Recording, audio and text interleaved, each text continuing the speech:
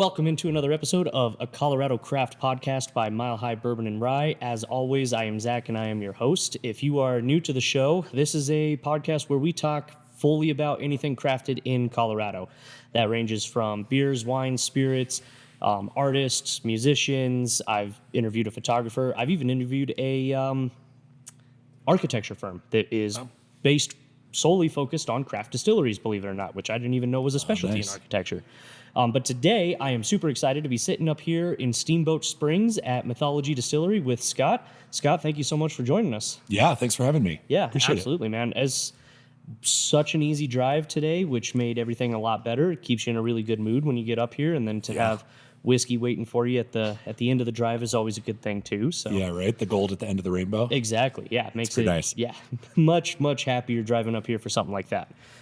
So, Scott, I mean, Mythology Distillery has been around for a minute now. Tell me a little bit about how you guys got started and a bit of the namesake. I mean, I love the mythological creatures on it and the find your spirit animal. So, how did it come to be? Cool. All right. Yeah. I'll jump into that.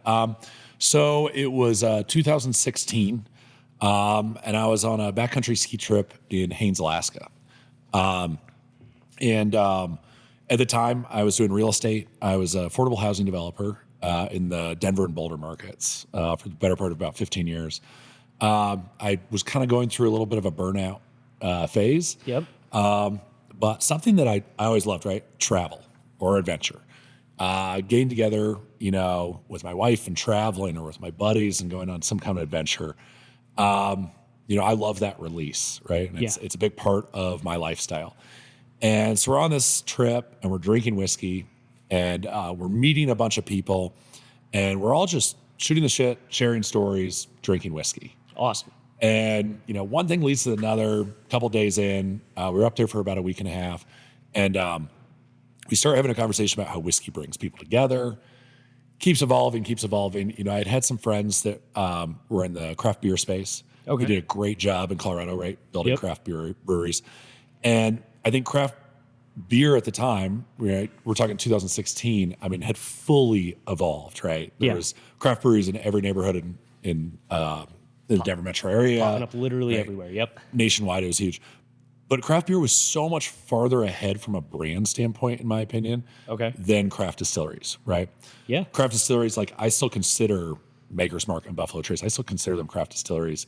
They have a craft. They are exceptional at what they do.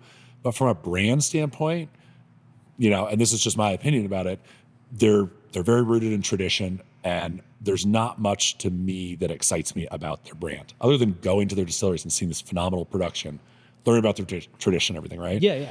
So we're sitting there, and we're kind of like, hey, it'd be great if we created a brand that represented this right here, right? Which was said multiple times on that trip, like this right here, like us meeting, whether we're meeting pro big mountain skiers and drinking whiskey with them, and there's no, they have no arrogance, no anything about it. They're just shooting the shit about having a good time, and we're drinking whiskey.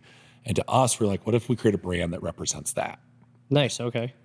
So that's kind of the big idea, whether big or not. Hey, that's a cool idea, though. Right. And it helps when you're drinking some whiskey, right? Right. So came back from that trip pretty motivated by this, and came up with the name. So I kind of was like, okay, hey, I want to focus on this. Like, is this something we can actually do? Yeah. But I was new into the industry, right? As I mentioned, I came from affordable housing. I was a social drinker. I loved, trying new products. And that didn't just mean whiskey. That meant gin. Like, I remember at the time, like Leopold and their summer gin. Oh, yeah. I used to absolutely love it. I still love it. Yep. And so it didn't matter the spirit. I was always really intrigued by the craft scene, right? Yeah. And but I'm into it. I'm like, okay, hey, what about trying something? So I come up with the name Mythology. And mythology to us, right? Mythology is a collection of stories. So whether you're Norse mythology or Greek mythology, right? It's all just a collection of stories. And we create our stories and we create our own mythology. Man, I love that. It's That's just like awesome. this click, right? Yep. Hey, we got this new, it kind of started as like new mythology, and then we're like, no, just mythology. Just mythology, yeah. So So pretty fortunate from that. And that took a lot, but it's, we create this brand, we call it Mythology. Then still focused on the brand. When we were up in Alaska, we met this guy, Steve Kerschel. Okay. Steve lives up in Haines. I don't really know what Steve's backstory is necessarily, but Steve had somehow ended up domesticating Wolverines. Interesting. Yeah. Okay. So we paid him like $15, maybe $20 to go see some of his animals. Yeah. He carried a lynx around the whole time. And then we meet these Wolverines. He brings out this Wolverine on a leash. He proceeds to wrestle the Wolverine in front of us. Oh my gosh. You know, again, it's just like we're out there, you know, small town, kind of out in the middle of Alaska, skiing, and we're like watching this guy wrestle a Wolverine. That's wild. So I think it was one of my buddies kind of at one point had said like, you know, Steve's my spirit animal. And so tie all those together. Yep. First product we come up with was Hell Bear American Whiskey. Yep. And so we took inspiration from Steve and his Wolverine, put a man and his badger on the bottle. Okay. And hence the evolution of putting a half animal, half human on every bottle. Sometimes influenced by people we've met, through travels or anything. Sometimes influenced by the product, such as our best friend Bourbon is a working dog. Yeah. You know, Australian Shepherd, along with a corn farmer. Now, that being said, that corn farmer has a very striking resemblance to our contractor that built our space, Oh, well, Bob. So we kind of built it off Bob. But yeah, so that's how we come together. Animal, human. We got this brand, right? Yeah. So I've been talking a lot about the brand. The product is everything, right? You can start a brand and it can be phenomenal, but if the product's not exceptional, you know, you don't really have anything. Yeah. So I didn't have a background in it, right? And but my background did teach me you always hire experts in their field. And so we sought out to find a head distiller, someone that could run our production. Yep. And at the time, I ran across a guy named Scott Coburn. Scott was the head of production at High West. Okay. They had sold. He was looking for something else to kind of grow into. So he moved to Denver from Park City. All right. And helped me start this. So he was kind of the glue of saying, okay, or maybe not the glue, but he was like the second part. Right? Yeah. Me saying, hey, I got this idea for a brand. And I really want to put this out there. And I want to create this like Colorado-centric brand. It's about sharing stories. It's about bringing people together, community together. That's so we started it. And so when he came on, we started looking at, okay, what kind of product line do we want? Right? Yeah. We knew we wanted whiskey. And at the time, honestly, when we started it, we didn't really know what route we wanted to go. What we did know, though, is we wanted to make something interesting and unique. Okay. As we were talking about earlier, the bourbon market especially, but let's just say whiskey in general, it's pretty crowded space, right? Extremely. Yeah. And it's crowded with like absolutely phenomenal product. Which makes it difficult, even more difficult. Yep. More difficult, right? So it's like, okay, for us, how do we differentiate? Even though he came from High West, he didn't come, you know, narrowly focused on blending, but he was like, look, he had this expertise in blending. Yeah. And he really sold me on it. And today we're out there, I think, really like, I think we're a leader in the industry pushing blending. Okay. And we're pushing blending as a process to make really interesting and unique whiskeys. Yeah. And so, you know, for us, when we look at blending, we look at it almost as like a chef. We say, hey, look, I want to create X product. Yeah. And that product, here's the different tasting notes I want out of that. And then we go out into the market and we find those different component whiskeys. Gotcha. And those different component whiskeys, we typically have anywhere between 3 and 4 different components Okay. per blend. Awesome. Typically, those whiskeys come from different distilleries.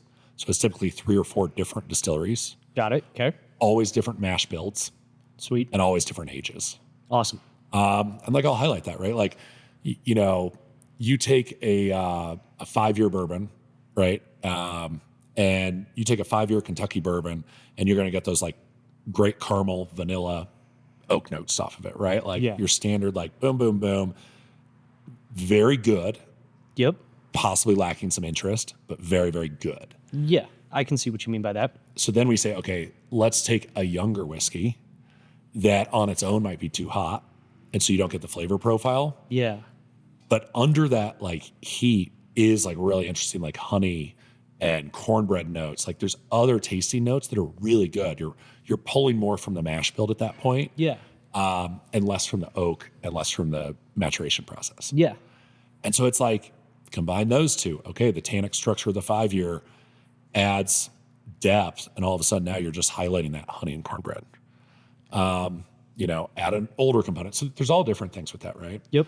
And when it comes to, with like rye bourbon blends, or then obviously wine finishes, rum finishes, things like that. So I've been kind of going on for a while. No, that's great. I mean, I love hearing all of this information here, and I know the people that listen also enjoy being able to learn more and more about it 100%.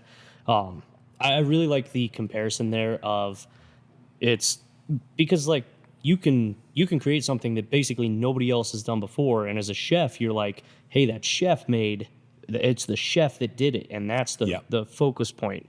And I think that's a good way to put it with blending, because you can get a lot out of that. Yeah. And the young whiskeys, like you were saying, you might get some notes that the older whiskeys don't have anymore, but if you tried to age that one up, it might lose those things that are making it unique. So if you can blend it and then highlight all of them at the same time, you could come up with something very, very special. Yeah, I think so. I mean, I think it's like when it comes to bourbon, right? Like, and I have some bourbon here for us to try.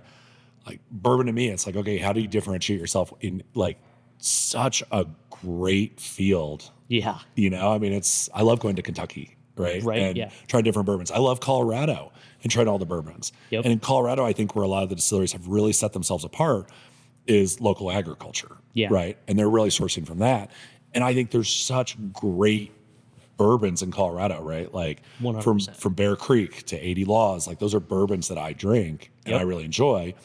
I went into it and said, well, how am I going to differentiate from them as well so that we both have a place kind of at the setting? Yeah. And that's where we're like, wow, I think this blending is pretty cool. Blending is going to be the way to do it. That's awesome. And then so bourbon was one component, gin was the other. Okay.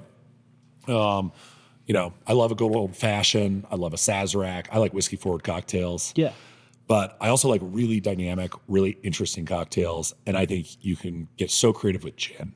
Yeah. With gin. And so that's kind of where we focused on gin. The other side of gin, sometimes I compare gin to the craft brewing space. Okay. Right? Where like craft breweries came along and they said, look, all these great lagers are being created out there. Yeah. But we're going to be creative. Well, in gin, it's like, okay, there's tons of great dry gins out there. Right. Make a martini with it, make whatever cocktail you want with it, but there's enough of them. There are not many interesting ones. Right? Like everyone goes to, Hendrix came out. And then there's 2,000 botanicals to choose from. Yeah. It needs to be juniper forward. Yep. So now, okay, like put on your creative hat. And start just going. have fun with it. Yeah. So and that's on that been great. note, you were talking about one, if we can talk about it, that you guys are coming out with soon that's inspired by like Southeast Asia botanicals. You want to talk a little bit about that one? Yeah. So we're so excited about this one. So it's called Wander Mountain Gin. Okay. Wander Mountain Gin will be out in the spring, and it will be a standard product of ours, standard product line. Awesome. So Wander Mountain Gin, my wife and I love traveling to Southeast Asia. I love the culture. I love the food. I like the adventure there. Yeah. I don't know. It's just, whether it's Vietnam, Thailand, Cambodia, they all kind of hold a special place to us. Haven't been myself, but I'd love to go check it out because I hear exactly the same things. Right. It's the culture, it's the food, it's the difference from anything The you can chaos. get here. Yep. Like, and then mix it all up and you got a lot of chaos and you're like, it's great. You wear a bathing suit every day and flip flops and you're just like, this is perfect. Yeah, that sounds wonderful. And if the temperature supports that, then I think I can get my wife on board. Yeah, right. So we love the cuisine over there, right? Yeah. And I love, Denver has like, in my opinion, right? Like the Alameda and Federal area has such good like Vietnamese food. Yeah. And so we said, hey, we want to take some of these flavors. So to add to that, if you've spent time in Southeast Asia, if there are cocktails on a menu, it's primarily gin. Yeah. It's dominated by gin, a little bit of vodka, and very little to no whiskey. Yep. And so that's the other thing. Like to me, gin cocktails and Southeast Asia travel kind of merge together, right? Yeah, go hand in hand. And so that was kind of the influence of it. So what the recipe is, we have a blue juniper. We typically use an Italian juniper, which is going to be sweeter. more full bodied. For this one, we wanted a little bit more pepper note to it. Okay. So we used a blue juniper, coriander seed, and orris root. Orris root really kind of binds all the botanicals together. Gotcha. Okay. Orris root is the root of an iris flower, so Okay. it has some floral notes to it. And then we use Kampot pepper, which is Cambodian pepper. Interesting. It's grown exclusively in Cambodia. It is just phenomenal, like rich, full-bodied pepper. It's so good. Yeah. It's a blend between like a traditional pepper, like you might think a bell pepper, and actual like cracked black pepper. Ooh, all right. It's pretty interesting. Nice. Yeah. And then Thai basil, kaffir lime leaf, which is typically used in soups, and then lemongrass. Okay. And so, I mean, I think from a tasting profile of this, it is a juniper forward gin. It's botanical, but it finishes dry. Okay. You're just going to get these like really nice, like kind of exotic citrus botanicals throughout it. Awesome. Finishes with this really nice like pepper kind of note to it. Yeah. I think it's great. I think it's going to go great with summer cocktails where you can combine ginger, with this, just other ingredients that really like highlight that brightness of it. And so we're pretty excited to introduce it to our line because it adds this new line that's a little bit drier. It just kind of highlights these exotic kind of botanicals. Yeah. Our current line then is Needle Pig Gin. Needle Pig Gin is Italian juniper, sage, grapefruit peel, and star anise. Okay. It's going to be more of a sage citrus kind of botanical gin. Yeah. Goes great in a Negroni, goes great in a gin and tonic. Yep. And then we have the Forager's Gin, which the Forager's Gin is a partnership with Denver Botanic Gardens. Oh, cool. We harvest botanicals from the Denver Botanic Gardens every year. We work together with my friend Blake over there, who's their kind of head horticulturalist. Awesome. He sources them, and then we make a gin out of it. Comes out every spring. That's coming out here this month in April. Sweet. All right. Cool, yeah.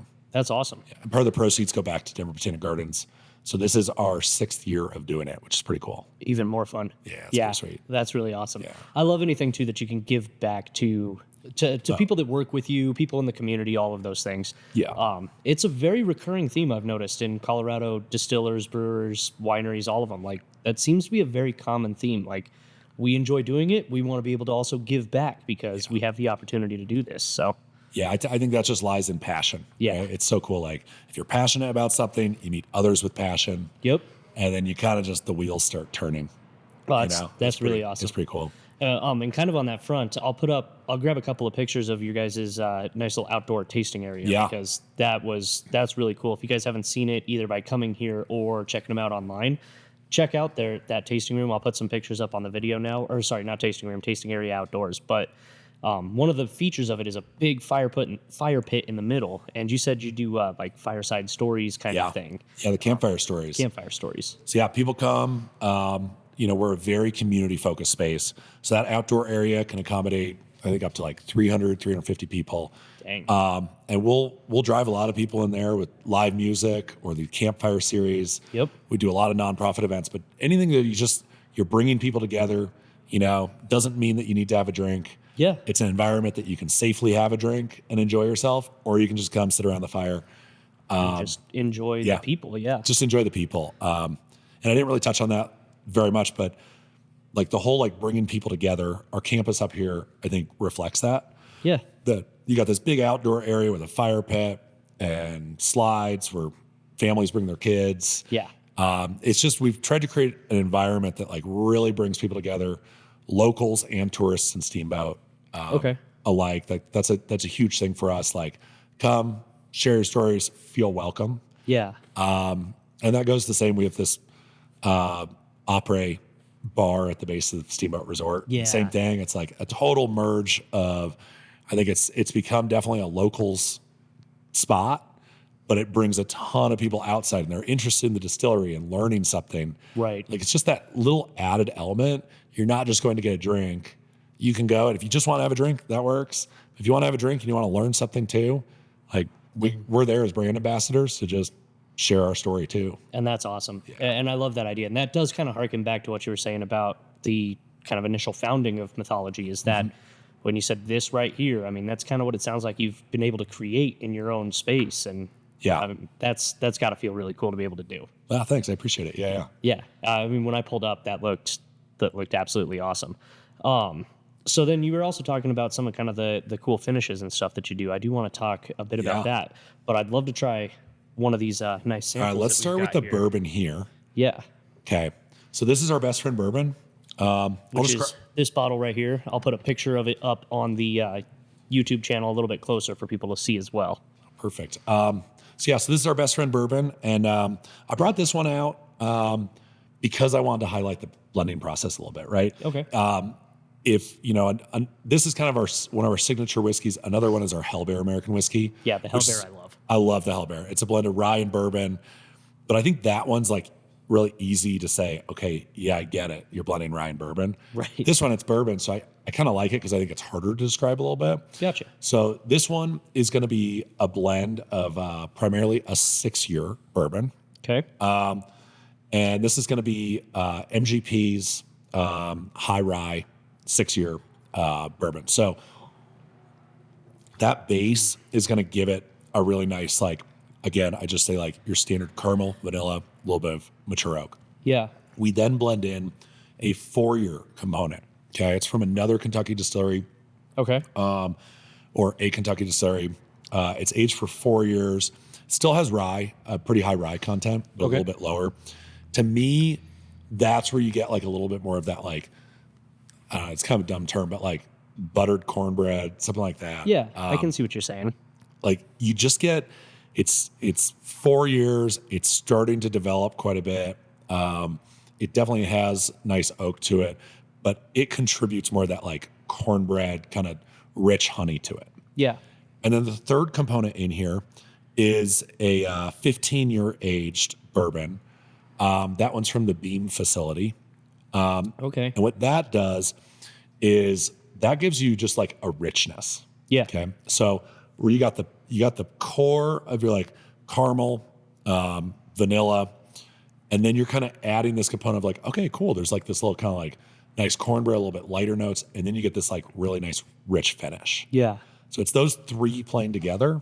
On their own, they're all good, but they're all, let's say, single dynamic. I think together, it's a little bit more like, okay, the sum of all parts, I think, is better than each individual component. Yeah, that makes sense. I mean, it's definitely got a lot of complexity. I feel like I get kind of a almost, as you said, rich on the finish, almost chocolatey kind of finish a little bit on there as well. Yep.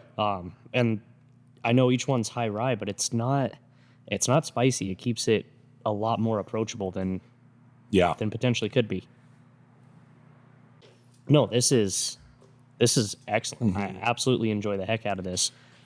Like you said, the Hell Bear is one that I very much like too. But I get where you're saying, like, it does kind of feel like, okay, this is a blend of rye and bourbon. We get it. You're trying to blend. And then when you just say this is a bourbon, you can really showcase like what you're capable of pulling off by mixing even, it's the same style, but very different pieces to make one final excellent product. Yeah. The final product, they're like, oh, wow, okay, this is a little bit different, which I think is cool. And that just goes to, just having fun with it, and then also just trying to create something that's a little bit different and unique for someone to sit there and be like, wow, that's really interesting. Yep. I was not expecting that. And it's great to be able to talk to all that you can do with it as well. I mean, that adds a huge layer to it as well. Yeah. So you talk finishes? Yeah. Okay. And that's going to be this next one. Yes, this next one. Very, like, red tint, amber color to it. I like that. So this one's pretty interesting. So, okay, back in the day, not back in the day, but like 2018, maybe 2019, we decided to make this Dunderpit rum. Okay. And so at Dunderpit, so we make rum, we serve it at the distillery. It's really fun to make. Yeah. We do a blackstrap molasses run. We also do panela, which is dehydrated cane juice. Okay. If you've heard of like rum agricole, that's made more from a panela. Okay. So it has more like an earthiness to it. That contains our mash build. Then we end up doing a Belgian beer yeast. That ends up imparting some of those like tropical notes to it. Then we work with our distiller's yeast. We distill it. So long story short, like spent grain, right? Yeah. After you've distilled, you end up with dunder. Okay. Dunder is going to be the leftover sugars. Gotcha. In Jamaica, in traditional rum making in Jamaica, there's things called dunder pits. Okay. So imagine you make a natural pit, you put dunder into it, and then you throw compost in there, right? And so that compost that you throw in there, it can be organic material. There's kind of stories about like, a goat goes up to it and follows in and whatever. Yeah. It just adds the organic material. But you've created this like huge biomass of just like organic material. Yeah. Then the next time you make rum, it's almost like a sour mash to some degree, right? Got it. Yeah. You then put that dunder into the fermentation process. Interesting. And by doing so, you're introducing so many different organics into that. And like the fermentation creates all these wild esters that produce different flavor profiles. So we made our own dunder pit in a kind of a controlled environment. No goats. Right, no goats. So absent no goats. It was mainly Halloween candy and like charcuterie boards, like rotten cheese. Interesting. Okay. But we make this rum, and then we aged it. And we aged the rum for about 5 years. Mm-hmm. We've never released it. It's called our Dunder Pit rum. We've never released it. We just kind of drink it around here a little bit. Gotcha. Okay. Share it with people. Cool. Just a really interesting, like vibrant, tons of different flavor profiles. So how do I get to this whiskey? So the reason is because we made our best friend bourbon blend. Yep. And then we decided to let it sit in the Dunder Pit rum barrels Oh, interesting. for I think about a year and a half. Maybe it was a year and a half, it's close to 2 years. Gotcha. I gotta look at the kind of years with it. But so basically what you pick up on this, right, is you pick up those same components. I think you just get this like really funky rum to it. Yeah. Kind of like we were talking about the different rums earlier. Yep. No, I definitely get that. It does taste very much like a rum finished component to it as well. And I will tell you, like, I think this is probably coming in around 120, 25 proof. You can probably taste that, right? Yeah, I can feel that a little bit. I like it at barrel strength, but I might do add too. just a little bit of water to see. Yeah, I gotcha. Well, and honestly, I love the barrel strength stuff specifically for the reason that I can add a little bit of water because sometimes you just find a spot where it's like, okay, this is where I love this the most, and it gives you as the drinker a little more room to kind of play around with it. Yeah, no, I agree. So, and we're the same. As my head distiller, our production team, myself, kind of our sales team, we all love the cask strength stuff, right? Yep. And that's been an interesting thing as a craft distillery. We do not release much by the way of cask strength, right?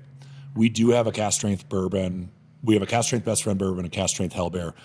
It's released kind of in limited quantities. So, every time we do a blend, we'll make, a small amount, maybe 20 cases or something of cask strength. Okay. We'll distribute it. And then it maybe goes on off the shelf. It's hard to tell.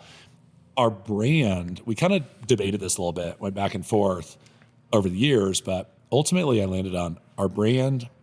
To me, was all about like bringing people together and forming this community and being maybe a social drinker, and looking at our customer base as primarily like social drinkers that want a great product. Like they want a really exceptional product. Well, here you go. Here's our best friend bourbon. It's 88 proof. Yeah. It's packed with flavor.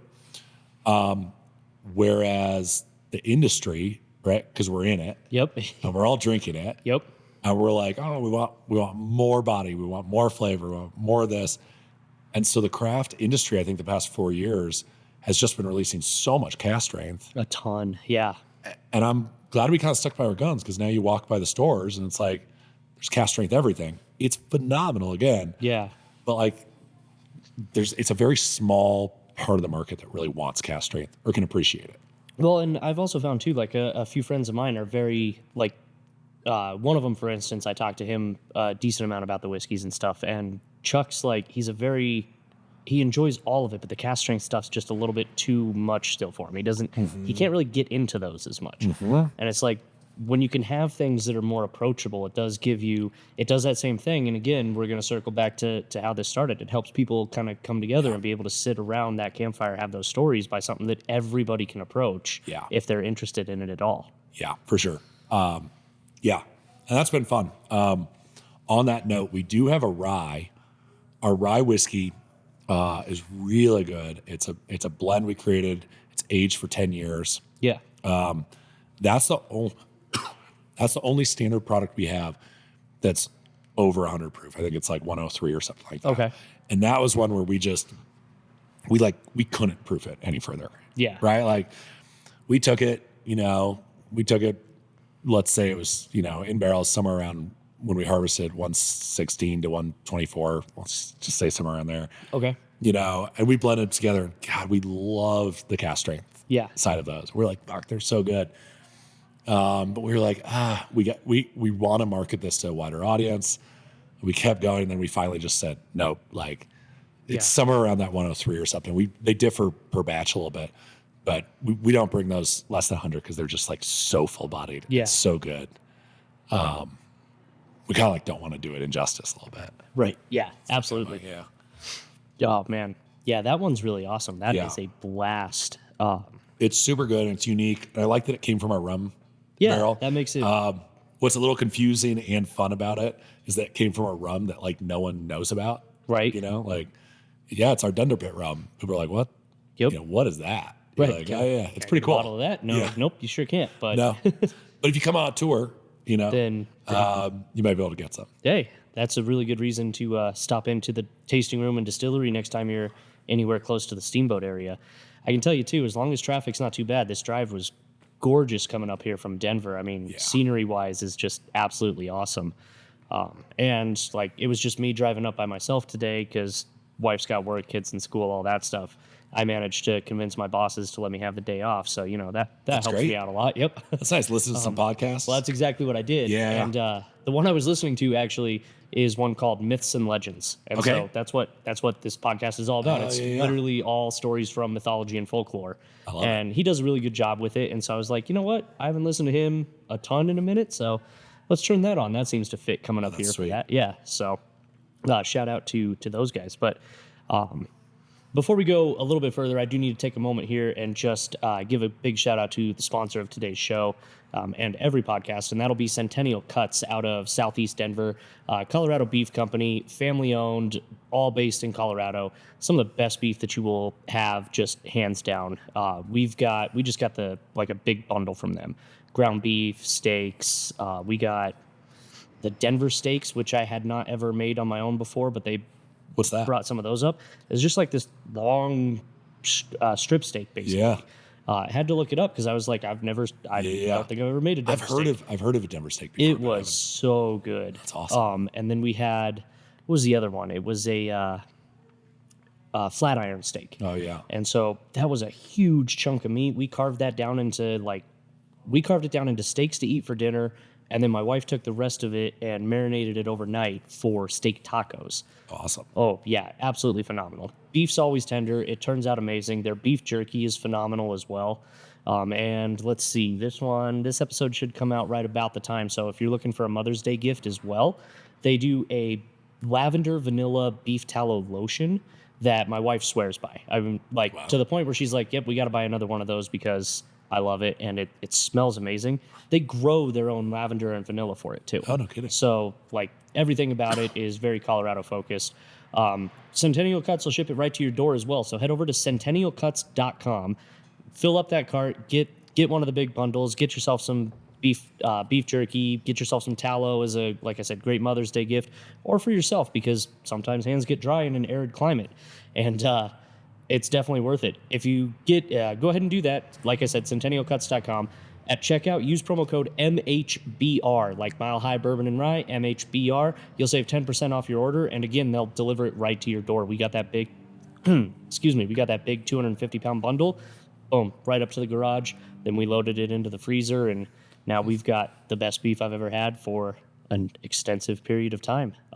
So MHBR at centennialcuts.com. And again, thank you so much for sponsoring the show, because it makes conversations like this possible. They don't happen if I don't have, some ability to throw behind getting a little bit of equipment and gas money to drive out to places like this to talk about them. So That's great. I'm going to look them up. yeah. Sounds pretty good. We, up in Steamboat, we're a ranching community. Yep. So we got a lot of local beef, but we always want to support local. It's, once someone starts sourcing local beef, I mean, it's just like, you don't even think about going to the store and picking up anything anymore. No, and I'll never worry about that again. Yeah, it's great. Yeah, it's so wonderful to just have that. But speaking of arid climates, though, checking out the rack house, you kind of gave me a little inside information on how your guys' rack house is built and how that functions. Obviously, Colorado climate, dryness, all of that affects how the whiskey's aged in your guys' barrels. Yeah. Talk about some of how you guys design that, because I thought that was awesome. Yeah. So, just to highlight that, general industry like knowledge is that, about 80% of the flavor profile of whiskey comes from that interaction in the barrel. Yep. Right. And that interaction from the barrel is influenced by that mash bill and how it was distilled. But the flavor is really, really coming about from the maturation in the barrel. Yep. And so as whiskey blenders, we spend a lot of time paying attention to the wood. What kind of wood is it going into? Are we going to do a barrel that's going to be toasted and then charred? Are we going straight to a char? Yeah. Are we going char 1, 2, 3, 4, alligator char? And so we spend a lot of time with that process, which also means that we spent a lot of time when we developed and designed the rack house to say, hey, how do we want the natural environment to influence this? And the cool thing about aging is that every environment is going to have an impact. Yeah. Right.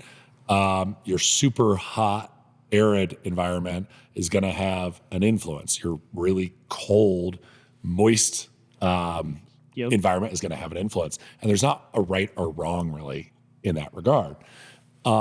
And so for us, we just wanted it to be unique to ourselves so that we kind of have a Steamboat stamp on it. Yeah.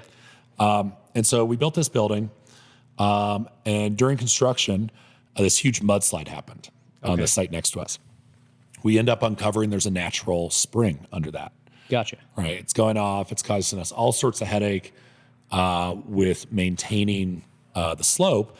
But we looked at it as an opportunity to introduce humidity into our rack house. Okay.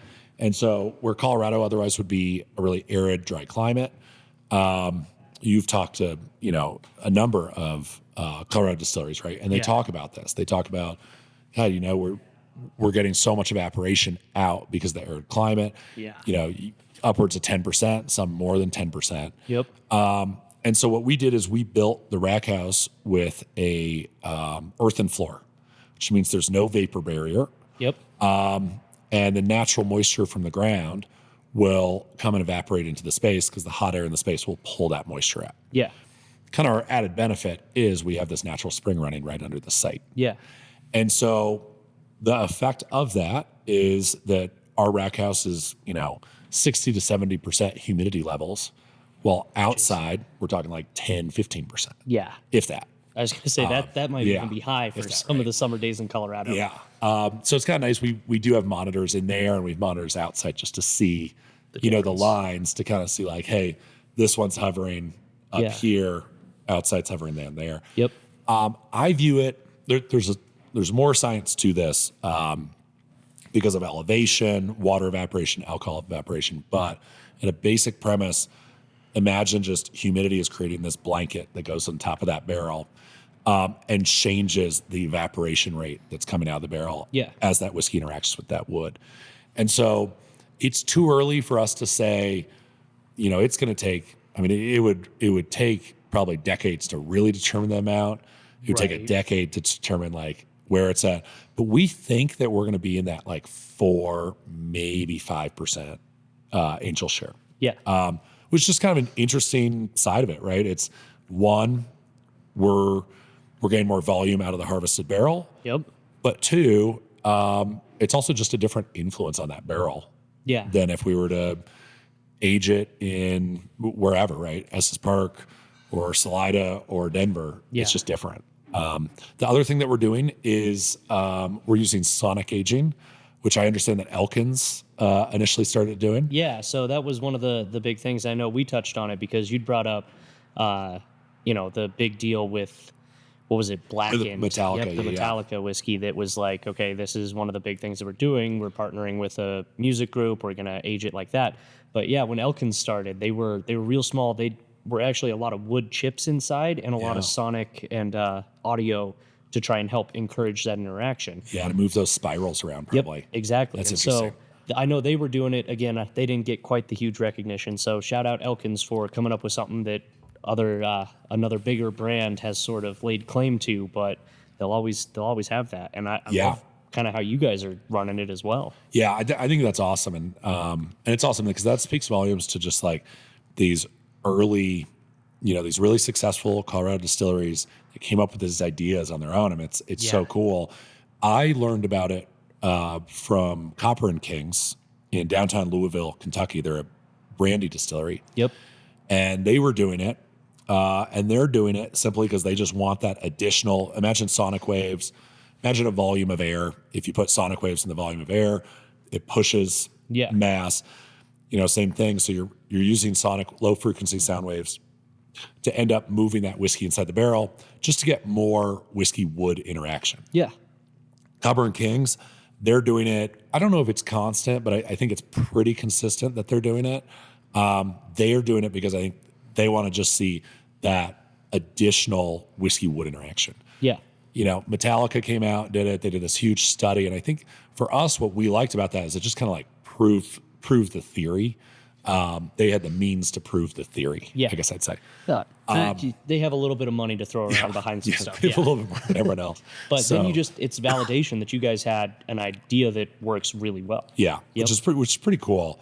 So we have big stadium-sized subwoofers in there. Awesome. And what we do, and the reason we do it, is between October and March, let's say, a little bit longer for us here in Steamboat, but really anywhere, right? If you're in Kentucky or you're in Colorado, you're not getting much whiskey wood interaction, right? No, it's just a dormant period. It's just dormant.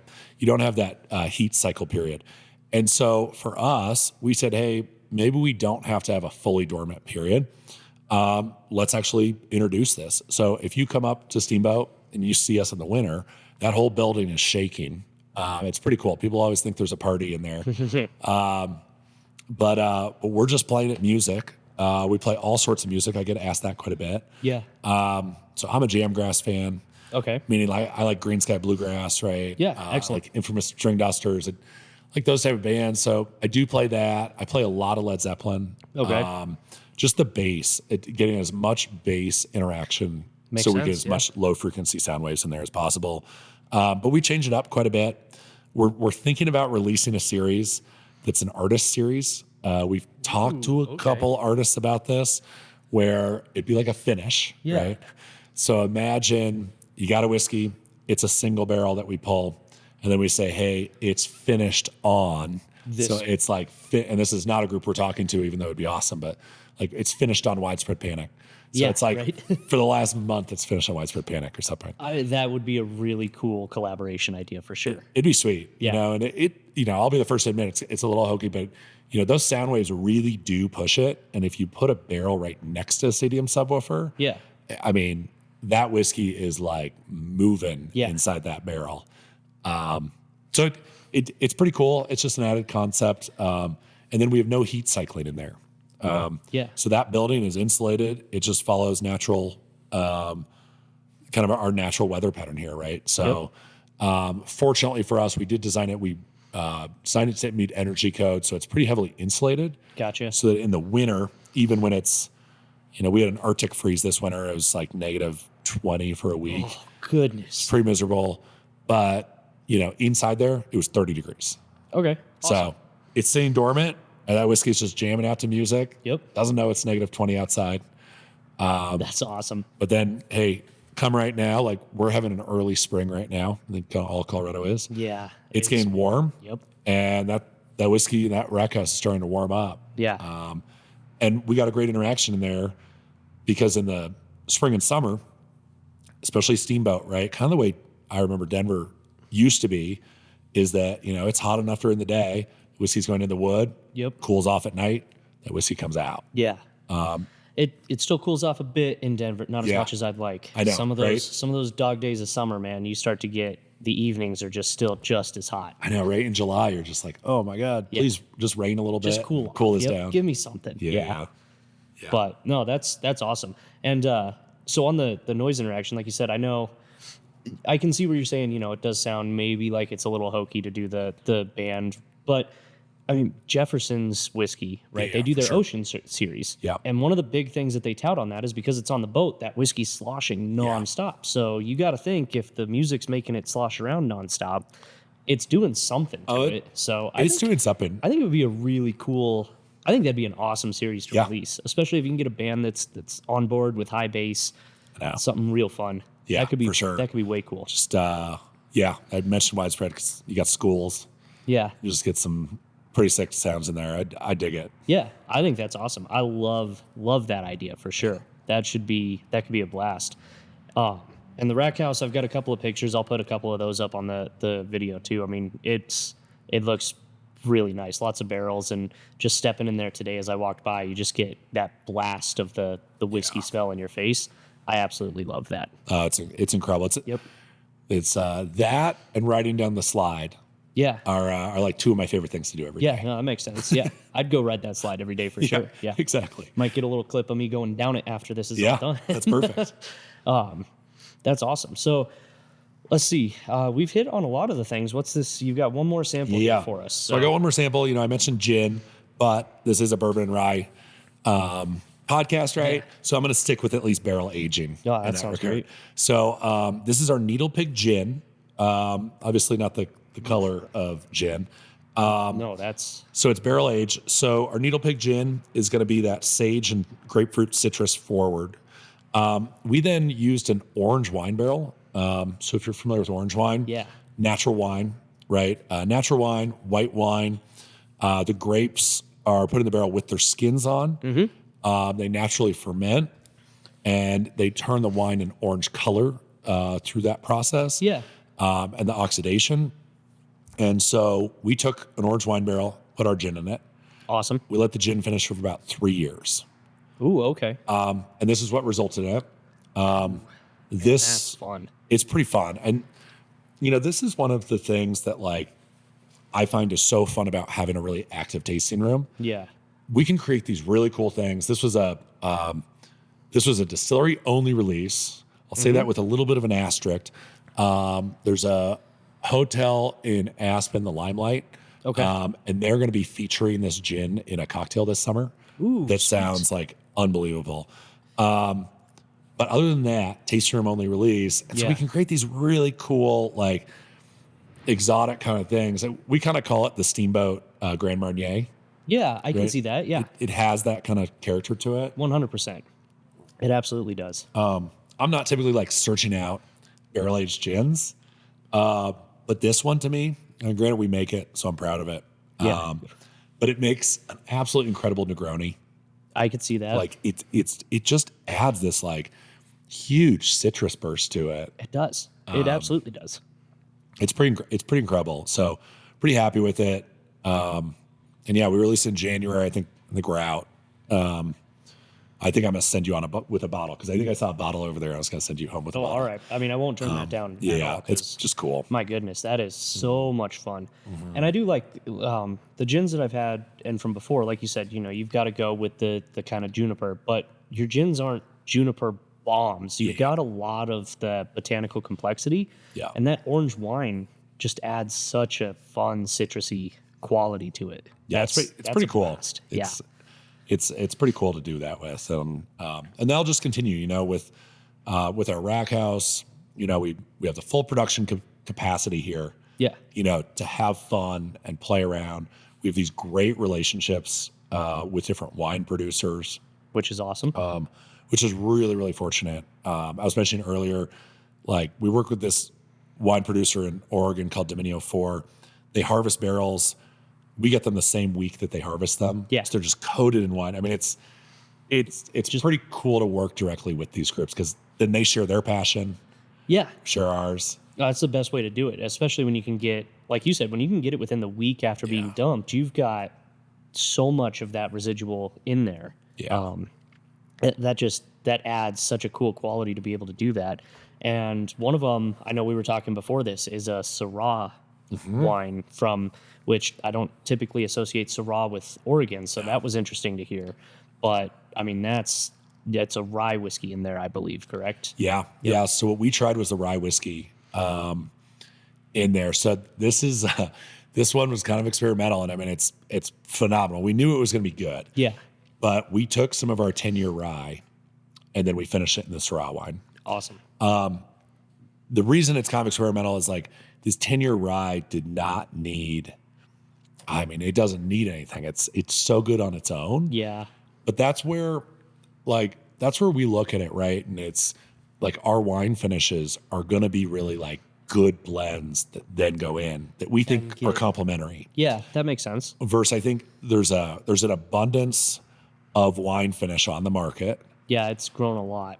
And a lot of that abundance is maybe subpar product put into wine barrels. And not like a dig on it, but it's like, and so that gives some of the wine finishes kind of a bad name because you're like, okay, everyone, if you're just getting a lot of 2 and 3 year product put in wine barrels, right, to just add something to it. We're sitting there and say, no. Take this wine barrel, but like make something good, put it in there, make it better. Right. I love that philosophy for sure because that, I full disclosure, I got a small taste of that a little bit earlier too. And it is absolutely phenomenal and really cool finish because you do get some of that like tannic Syrah note that like kind of, but it was, I think what I tried was the second fill. So it was a little less wine and a lot more whiskey forward with a nice wine finish. And I thought that like brilliantly done. So cool. Very excited to see Thank that you. hit the market for sure. I appreciate it. That's awesome. Well, let's see. I don't know that I've got many else questions for this particular episode. I appreciate your time and sitting down with me here. This has been fantastic. I love hearing the story, how you guys got started. Really awesome still right behind us. Big Colorado flag. We're sitting up in what truly feels like when people from outside of Colorado picture Colorado, I think this, like the area around Steamboat is kind of what they picture. Nobody really pictures Denver. Everybody's like, oh, well, you live by a mountain. You can go skiing every day. I'm like, I don't actually get that chance. So when I get to come up here, I'm like, yeah, I do remember this is one of the things. I love Denver. Don't get me wrong. Yeah. But this area is just gorgeous. So. Yeah. Well, yeah, I feel the same way. I absolutely love Denver. It's great. But yeah, Steamboat's kind of a special community and we feel very blessed and thankful that we're able to, live here. We got an awesome team. Yep. We got to welcome people. When you come in, more than likely I'll be here. People can meet me. Our head distiller Tabby. Our whole team is just really excited about what we're producing, and we love talking to people. Yeah, which is great because it's honestly, I think I've found that basically every brewery, distillery, winery, anywhere that I've been to, everything always seems to taste better at the tasting room and at the place. But I think a big piece of that is being able to talk to the people who are passionate about it. Yeah. It like that energy gives off almost like it elevates the taste of the product you're having. Yeah. I truly believe that. So yeah, no, I feel the same way.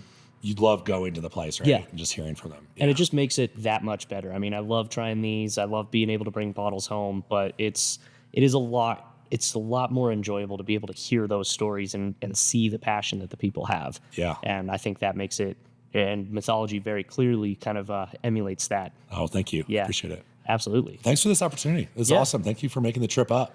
Oh yeah, this has been a great episode. I think awesome conversation. I'm super happy to be able to come up here and talk to you guys. I know we've been kind of back and forth for a minute on it, so I'm glad we were able to hammer out a day and make it happen because this is something. And I text my wife when I got up here too. I'm like, over the summer we're gonna have to come up here and just hang out and find a hotel room or something and have a weekend randomly that we're just in Steamboat Springs because it's gorgeous. There's so much. Oh, it's so great. Like tubing down the Yampa, Yep. Rafting down the Yampa if you're here early, rafting down the Elk, fishing on the Yampa. You'll just pull them out. Yeah. Oh, that's awesome. Yeah, it's pretty sweet. Yeah. No, there's going to be tons to do. So we're going to make the trip back up here. I know I'll be up here again this summer for sure. So this will be awesome. I will make a point to be sure we are stopping in here regardless of what happens. So That sounds great. sweet. Well, thank you everybody who's joined in to listen to this. Like I said, I've absolutely loved this conversation. This has been awesome. If you guys liked it too, if you're watching on YouTube, like it, subscribe to it, do all of those things that just help kind of grow and promote the show. All of those really do give me like the knowing that you guys enjoy it, you hit that like, you hit the subscribe, it not only makes me want to produce it more because I know everybody's liking it, but it helps it be discovered by more people, which is always a good thing. If you're listening as a podcast on Spotify or Apple, wherever, give it a review, share it with your friends, do all of those things because everything like that helps me out. Huge shout out again to our sponsor, Centennial Cuts. Before we go, I do want to shout out local charity that I'm working with right now as well, Paw Prints Pet Rescue. They are just opening up in Commerce City area. They've got their license. They've started housing some animals. They're looking to build a bigger area and expand it, get some more people in there. So right now, they've got a deal. They're trying to raise money. $100 donation will you can personalize a brick that they will lay in the area around. So you can always go see your brick, your name's there saying we've supported this and we're here to help out. 500, and you can get a kennel as well. So one of the big kennels, and I don't have the dimensions. Unfortunately, I'm not on the Wi-Fi, so I can't pull it up right now. But big spot for the dogs to go in at the end of the day, or cats, whatever it is. And you can, name that, have it named after you, a loved pet that you've had, whatever, and just know that you're helping out another local Colorado charity. So shout out to Paw Prints Pet Rescue. And then one final one to, oh my gosh, I'm going to have to edit this. One final shout out to Roma Ransom, who do the intro and outro music for every podcast episode. You can find them at distilleries and breweries all across the state.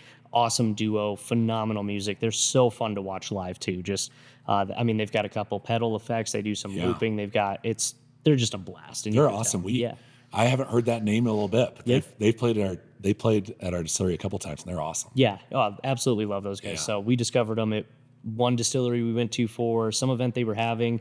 Listened to them play. I was like, all right, I got to get you guys' information. Follow on Spotify. Listen to some more. I'm like, yeah, you know what? I reached out. I was like, hey, I'm starting this podcast. I'd love to have some music.